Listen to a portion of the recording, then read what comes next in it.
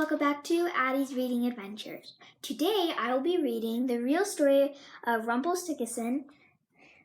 I'm so excited. So, I'm sorry I haven't posted at my usual time, but, and the lighting's really bad because it's nighttime right now and I'm vlogging, and I cannot get really good lighting right now, and I'm not really using usual light because I'm just using our light, so that's a bummer. Okay, let's start reading. My name is Rumpelstilisin, but my friends call me Rump. I feel like I got a bad rap with this story of the miller's daughter, and frankly, I want to get the real story straight. This is how it really happened. That's Rumpelstilisin, or you can call me Rump. One beautiful July afternoon, I was taking a nice stroll through the countryside on the way to town when I passed a miller and his daughter.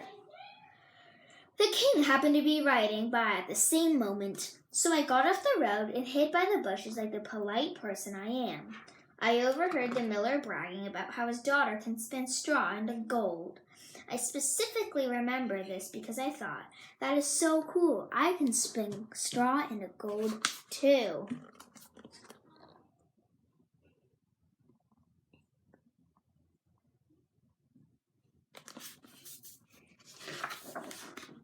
When I arrived in town, everyone was abuzz about the girl in the castle who could turn straw into gold.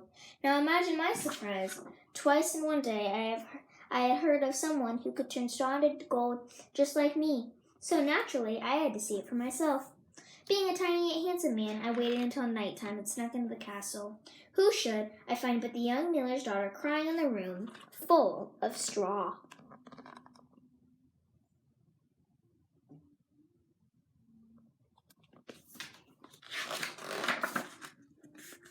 "Are you okay, my lady?" I asked. "No," she cried. "My father lied to the king and said I could spin straw into gold. But I don't know how, and now the king said that if I don't have all the straw spun into gold by morning, he is going to put me to death."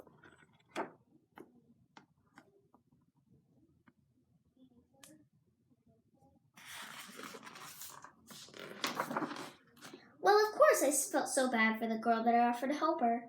All night long, I spun the straw into gold. It was hard to stay awake, especially because the miller's daughter fell asleep pretty quickly after I started working. The next morning, the miller's daughter awoke to the room full of spools of gold. "Oh, thank you," she said. "Please take my necklace in payment." Intentionally, I refused, but here I am, exhausted, fingers still starving, and she was begging me to take her necklace. Now, I am the only human. After the third time I refused her request, she said she would not take no for the answer, and having no more energy from working all night, I grudgingly took her necklace.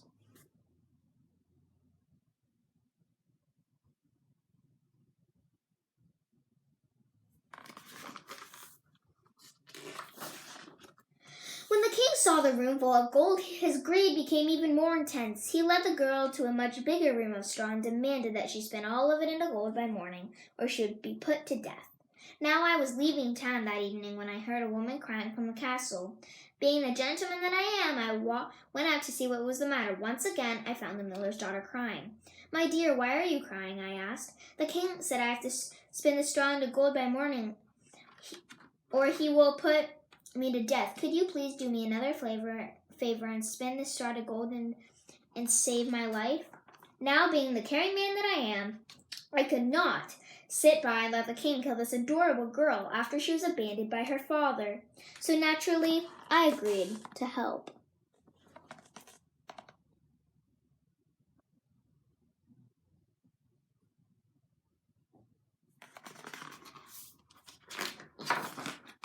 Once again, I worked all night spinning straw into gold. I asked her if she wanted to learn how, but all she wanted to do was sleep. Seriously? I thought, but I let it go. It was hard to concentrate with her snoring, but I got it done. That morning, she awoke to find the room full of gold spools, and she begged me to take her ring as payment. as payment. This time I was not so quick to say no. After all, I had worked all night, with no rest and no snacks, and she had slept comfortably the whole time. You bet I am going to take some payment for my services.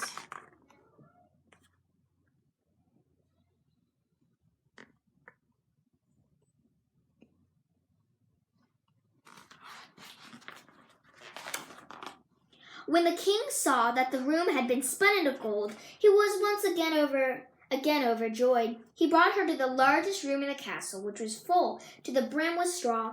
If you spin this straw into gold as well, I will marry you and make you the queen of all the land, he proclaimed. I was on my way out of town when I heard a woman crying again. I told myself not to get involved, but I had such a kind heart that I had to see. Not surprisingly, it was the miller's daughter again. Are you kidding me? I asked. How are you still in this situation? You need to come clean with the king. He promised that if I spin the straw into gold, he will make me his queen. Will you please just help me this last time? She cried, I will give you anything.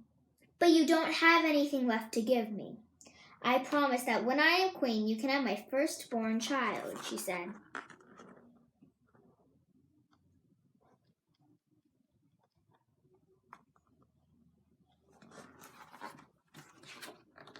That's a pretty big promise, a firstborn child. Put yourself in my shoes. I'm thinking of this poor, defenseless unborn child. The poor baby's father is a ruthless king who's threatening to kill her mother if she doesn't do what he wants. How do you think he would treat the baby? Not to mention a lazy mother who doesn't even want to work. How she would take care of a baby? Don't even get me started on the miller for a grandfather. I'd be doing this baby a huge favor by raising it myself. I'm a wonderful guy who constantly helping people in trouble. I have saved this woman's life numerous times already, so I told her, I accept your offer. I will spin the straw into gold if you give me your firstborn. Agreed, she said. We shook hands, and the promise was made. The next morning, after I spun all the straw into gold, the king announced his engagement to the miller's daughter. They were married that following night. The miller never came, by the way. Just more proof that I'd raised the baby better than all of these other people.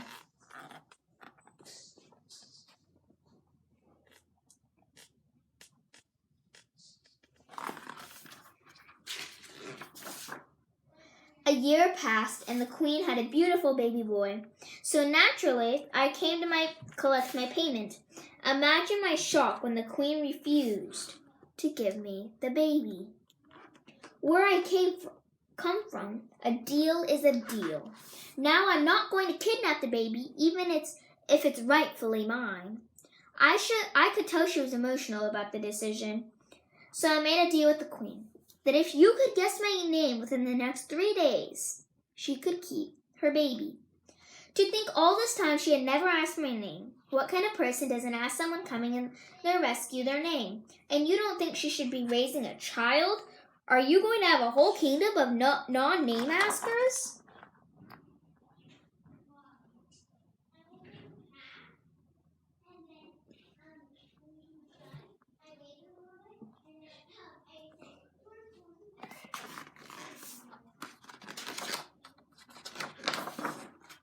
On the first night, she tried every name in the kingdom. Is it David, George, Matthew, Cason?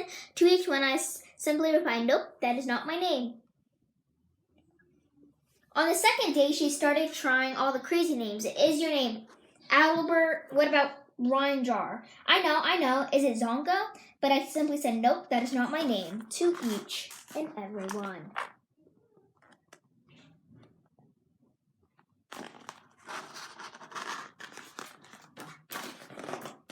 I went home to put some final touches on my nursery and practice my sweet lullaby for when the baby arrived. Well, the lullaby happened to have my name in it, and as I later learned, one of the queen's servants had followed me home and overheard me. What kind of a person sneaks around outside someone's house at night, I ask you?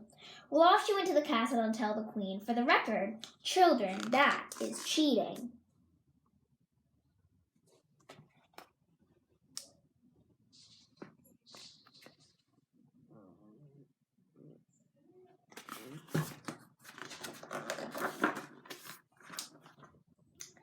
Anyway, that night I arrived. at the castle, and she began to guess all sorts of wild names. And just when I thought this baby was mine, she shouted out, I know, it must be Rumpelstilisin.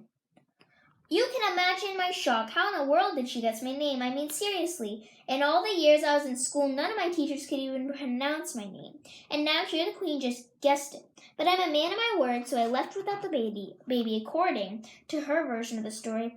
I said some bad words as I was leaving, but I doubt it. I was too shocked that the queen managed to guess my name.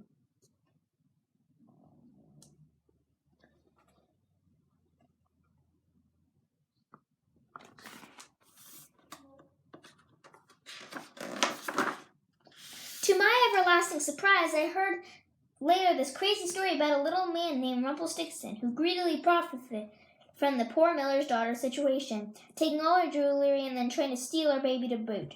Unbelievable! I am glad you now know the real story of how it happened. If you really think about it, I am the hero of the story.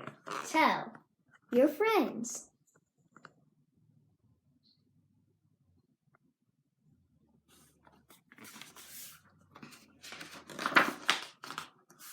And that is all. Thank you guys so much for watching. I hope you enjoyed. So I will see you for another book soon. And thank you for reading the real story of Rumpelstiltskin with me.